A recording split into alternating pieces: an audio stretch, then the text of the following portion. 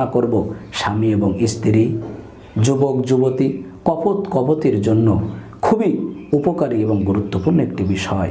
সেটা হলো স্ত্রী সহবাসের ক্ষেত্রে আল্লাহ রাব্বুল আলামিন স্ত্রী সহবাস করা আমাদের জন্য হালাল করেছেন।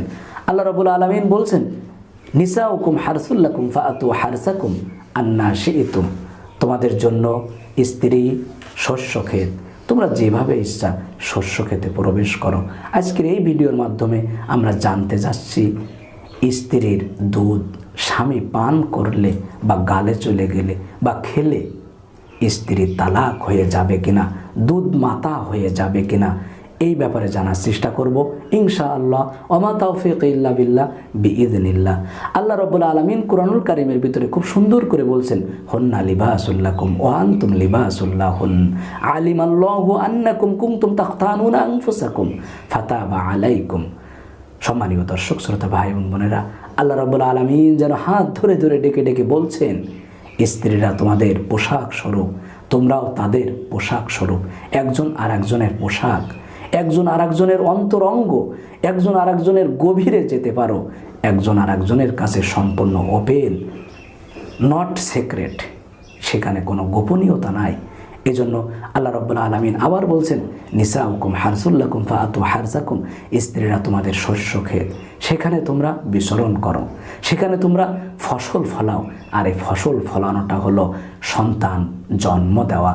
সম্মানীয় ভাই এবং বোনেরা, আজকের এই ভিডিও যারাই দেখছেন তাদেরকেই বলছি, স্ত্রী সহবাস করার সময় যৌন উত্তেজিত হয়ে আবেগপ্রবণ হয়ে অনেক সময় আমরা সুখ আরও বেশি উপভোগ করার জন্য স্বামী এবং স্ত্রী একজন আর একজনকে অন্তরঙ্গ করার জন্য জড়িয়ে ধরে আমরা স্বামী যারা আছি, পুরুষ যারা আছি, ছেলে যারা আছি, তারা অনেক সময় দেখা যায় স্ত্রীদের স্তন এগুলো চষে বা মুখে নেয় বা মর্দন করে। আল্লাহ রাব্বুল আলামিন, আল্লাহ রাসূল সাল্লাল্লাহু আলাইহি ওয়াসাল্লাম এই ব্যাপারে কোনো নিষেধাজ্ঞা দেননি, কিন্তু অনেক পুরুষ জানতে চেয়েছেন স্ত্রীর দুধ আমরা মুখে নিয়ে যখন চোষাচুষি করি, তখন যদি আমাদের মুখে স্ত্রীর দুধ চলে যায়, তখন কি আমাদের স্ত্রী তালাক হয়ে যাবে? তখন কি আমাদের স্ত্রী আমাদের থেকে বিচ্ছেদ করে ফেলতে হবে? এই অবস্থায় আমি আপনাদের বলছি, আল্লাহ রাব্বুল আলামিন সূরাতুল বাকারার ভিতরে বলছেন, ওয়াল ওয়ালিদাতু ইরদি'না আওলাদাহুন্না হাওলাইনি কামিলাইনি লিমান আরাদা আইয়ুতিম্মার রাদাআ। তোমরা তোমাদের সন্তানদেরকে 2 বছর, 2.5 বছর, পরিপূর্ণভাবে 2.5 বছর তাদেরকে দুধ পান করাবে, স্তন পান করাবে, তাদেরকে তিলে তিলে বড় করবে। তাহলে এখান থেকে যে বিষয়টি স্পষ্ট বোঝা যায়, 2 বছর বা 2.5 বছর হলো দুধ পান করানোর সময়। এরপরে সন্তান হোক কিংবা স্বামী হোক, স্বামী যখন দুধ পান করে বা দুধ মুখে চলে যায় সহবাস করার সময়, তখন তো সেই স্বামীর বয়স থাকে 30, 25, 40। তখন তো আর সেই দুধ মাতা হওয়ার যে মেয়াদ 2.5 বছর বা 2 বছর, তখন তো আর সেই মেয়াদ থাকে না। বিধায় স্ত্রীর দুধ যদি স্বামীর মুখে চলে যায়, তাহলে স্ত্রী তালাক হয়ে যাবে না। এরপরে অনেকেই মত দিয়েছেন, আল্লাহ রাব্বুল আলামিন বিভিন্ন প্রেক্ষাপটে স্ত্রীর দুধ যখন পান করে তখন স্বামী তালাক দিতে পারবে কিনা তার স্ত্রীর। না, তার স্ত্রীকে তালাক দেওয়ার প্রয়োজন নাই, তালাক দেওয়া লাগবে না, তালাক হয়ে যাবেও না, এবং স্ত্রী দুধ মাতাও হবে না। স্ত্রীর আপনি কি করলেন? 2টি কাজ করলেন। একটি হলো আপনার সন্তানের হক ছিল দুধ পান করা। এই দুধ আল্লাহ রাব্বুল আলামিন দিয়েছেন, এটা আপনার সন্তানকে বড় করার জন্য, এটা আপনার পান করার জন্য নয়। নিয়মিত পান করা ভিন্ন কথা, এটা আপনার জন্য হারাম।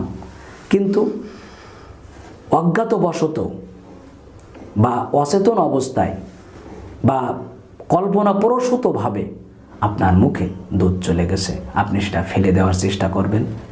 এতে আপনার কোনো সমস্যা হবে না, কারণ আপনি ইচ্ছা করে এটা করেননি, আর এটা দীর্ঘদিন ধরে আপনি এই অভ্যাসে পরিণতও থাকছেন না, বিধায় এতে সমস্যা হবে না। আপনি আপনার সন্তানের হক নষ্ট করছেন, এই গুনাহগার আপনার হতে হবে। 2 নম্বরে আপনি হারাম কাজ করছেন, এটাও আপনার আমল নামায় চলে যাবে। সম্মানীয় দর্শক শ্রোতা ভাই এবং বোনেরা, আজকের এই ভিডিওর মাধ্যমে এটাই আমরা সামারাইজ করতে চাই। অজ্ঞাতবশত অসচেতনভাবে স্ত্রীর স্তন মুখে নিয়ে চোষাচুষি করার সময়, সহবাসের সময় যদি দুধ মুখে চলে যায়, তা যদি আমরা গিলেও ফেলি, তাহলে কি আমাদের স্ত্রী তালাক হয়ে যাবে? না, স্ত্রী তালাক হয়ে যাবে না। এবং আমরা চেষ্টা করব স্তন মুখে নেওয়ার সময় আমরা সাবধানতা অবলম্বন করব, যেন আমাদের স্ত্রীর স্তন মুখে নিয়ে স্ত্রীর দুধ যেন আমাদের মুখে না যায়। সম্মানীয় দর্শক শ্রোতা ভাই এবং বোনেরা, পৃথিবীর যে যে প্রান্ত থেকে দেখছেন সকলকে উদাত্ত আহ্বান জানাবো, আমরা স্ত্রীর সহবাস করার সময় সাবধানতা অবলম্বন করব। স্ত্রীর স্তন মুখে নিয়ে চোষাচুষি করার সময় যেন দুধ আমাদের মুখে না চলে যায়।